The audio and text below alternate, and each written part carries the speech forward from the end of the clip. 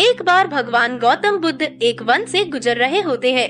बुद्ध देखते हैं कि 3 आदमी बुद्ध की तरफ दौड़े चले आ रहे हैं। वो तीनों व्यक्ति बुद्ध के पास पहुंचते हैं और बुद्ध से पूछते हैं कि मुनिवर, क्या आपने यहाँ से किसी स्त्री को भागते हुए देखा है? बुद्ध कहते हैं, नहीं, मैंने तो यहाँ से किसी भी स्त्री को भागते हुए नहीं देखा। लेकिन आप तीनों इतने परेशान क्यों हैं? वे तीनों व्यक्ति कहते हैं कि वो स्त्री एक डायन थी। वो स्त्री हमारा सारा धन लेकर भाग गई।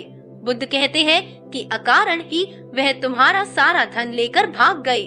वे तीनों व्यक्ति कहते हैं कि अकारण तो नहीं, हम उसे आमोद प्रमोद के लिए लाए थे, परंतु उसने हमें मदिरा पिलाकर बेसूध कर दिया, जिसके बाद उसने हमारा सारा धन चुरा लिया और वहाँ से भाग गई। बुद्ध कहते हैं कि चलो, अच्छा हुआ उसने तुम्हारा बोझ कम कर दिया।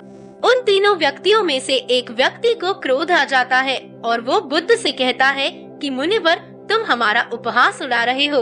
तुम्हें पता भी है कि वो धन कितना था। इतना धन तुमने आज तक अपने स्वप्न में भी नहीं देखा होगा। वो व्यक्ति नहीं जानता था कि बुद्ध बनने से पहले एक राजा के पुत्र थे, जिनका सिद्धार्थ नाम था, जिनके पास धन की कोई सीमा नहीं थी।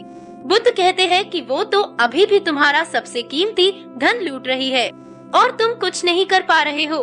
परंतु ये कैसे हो सकता है?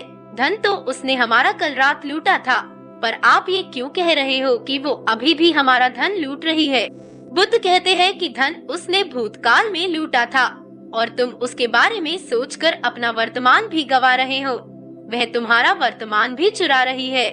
ऐसा हो सकता है कि तुम उसको भविष्य में पकड़ भी लो और उसे दंड दो, परंतु उस भविष्य और इस भूतकाल के चक्कर में तुम्हारा वर्तमान तो खत्म हो रहा है। और यही सबसे बड़ी समस्या है।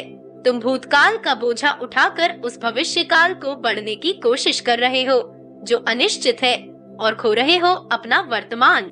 बुद्ध की बात सुनकर उन तीनों व्यक्तियों में से एक व्यक्ति कहता है कि बुद्ध, बात तो तुम सही कह रहे हो, हम इसी क्षण में जिए तो। बुद्ध कहते हैं कि अगर तुम इसी क्षण में जी पाए तो तुम अपने आप को जान सकोगे और अपने दुखों का कारण भी जान सकोगे। उन तीनों व्यक्तियों में से एक व्यक्ति कहता है, क्या आप अपने आप को जान पाए? और यदि जान पाए तो उससे जानने से होगा क्या? उन तीनों व्यक्तियों में से एक व्यक्ति के पास बांसुरी होती है। बुद्ध कहते हैं, मित्र तनिक मुझे अपनी बांसुरी दो। वो तीनों हंसते हैं और कहते हैं, सन्यासी बांसुरी बजाएगा। बुद्ध बांसुरी लेते हैं और बजाना शुरू करते हैं। जैसे ही बुद्ध बांसुरी बजाना शुरू करते हैं, आसपास के सभी पक्षी पेड़ पौधे छोड़कर बुद्ध के पास आकर बैठ जाते हैं और वे तीनों व्यक्ति भी बुद्ध की बांसुरी की धुन में पूरी तरह खो जाते हैं। बुद्ध बांसुरी बजाना बंद कर देते हैं, मगर वे तीनों अभी भी बुद्ध को एकटक ही देखे जा रहे हैं, क्योंकि इससे पहले उन्होंने ऐसी मधुर बांसुरी कभी नहीं सुनी। वे व्यक्ति बुद्ध से पूछते हैं कि आप ऐसी मधुर बांसुरी कैसे बजा लेते हो? बुद्ध कहते हैं कि अगर तुम भी इतनी मधुर बांसुरी बजाना चाहते हो तो बांसुरी पर ध्यान लगाने की बजाय अपने जीवन पर ध्यान लगाओ। अपने आप को जानने पर ध्यान लगाओ। यदि तुम अपने आप को जान सके तो बांसुरी अपने आप ही मधुर बजेगी और सब लोग उसको सुनकर आनंदित होंगे।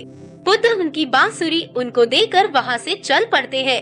उनमें से एक व्यक्ति दौड़कर बुद्ध के पैर पकड़ लेता है और कहता है कि मुनिवर, क्या आप मुझे बांसुरी बजाना सिखाएंगे? बुद्ध कहते हैं, अवश्य, परंतु मैं तुम्हारा सारा अहंकार छीन लूंगा। वह व्यक्ति बुद्ध का शिष्य बन जाता है।